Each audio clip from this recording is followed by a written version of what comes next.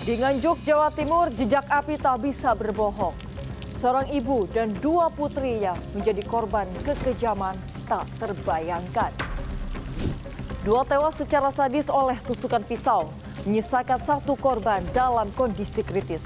Polisi menemukan bukan hanya pelaku, tapi motif dendam berdarah yang tertutup oleh jejak api dan kepulan asap.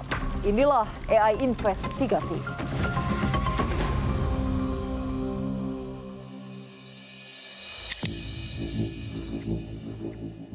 Peristiwa naas ini terjadi pada Selasa malam sekitar pukul 23:15 waktu Indonesia Barat di sebuah kamar kos di Jalan Mongonsi di Nganjuk, Jawa Timur.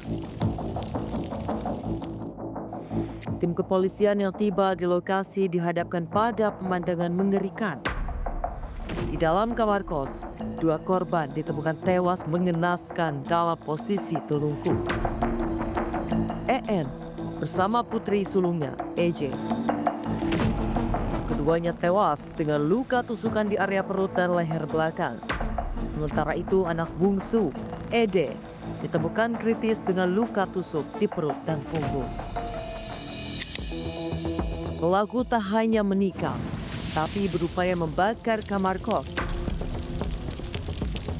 Api pun berkobar melumat kasur, bantal, dan sofa yang ada di dalam kamar kos korban. Aksi pembakaran inilah yang memicu perhatian warga dan penghuni kos. Namun pelaku dengan pisau berlumuran darah di tangannya sempat mengancam warga agar tidak ikut campur. Kesaksian dari warga yang menjadi petunjuk kunci bagi polisi. Aparat bekerja dengan cepat. Dari keterangan tetangga kos serta temuan bukti petunjuk di lokasi, nama Danang Susilo segera mengemuka. Hanya dalam 2 jam, tim Reskrim Polres Nganjuk berhasil membekuk Danang Susilo di kediamannya di Desa Jogomerto, Kecamatan Tanjung Anau, Nganjuk, Jawa Timur. Inilah fakta paling mencengangkan. Kepada penyidik, Danang Susilo mengaku menjalin hubungan asmara terlarang dengan korban EN. Hubungan gelap ini terjalin saat korban berstatus istri dari anggota polisi. Motif pembunuhan ini bukan hanya sakit hati. Pelaku merasa dikhianati dan marah besar setelah mengetahui bahwa korban berniat untuk mengakhiri hubungan mereka dan kembali rujuk dengan suaminya. Kecemburuan inilah yang memicu dendam yang tak terkendali.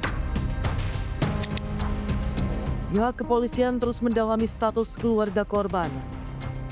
EN memang berstatus istri sah seorang anggota polisi, namun keduanya telah lama pisah ranjang. Karena itu, EN memilih tinggal bersama kedua putrinya di kamar kos yang menjadi lokasi tragedi.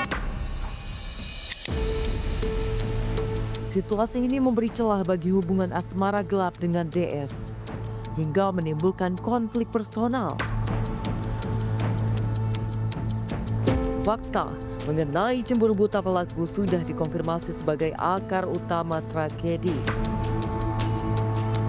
Hal ini menegaskan bahwa asmara gelap inilah yang menghancurkan sebuah keluarga.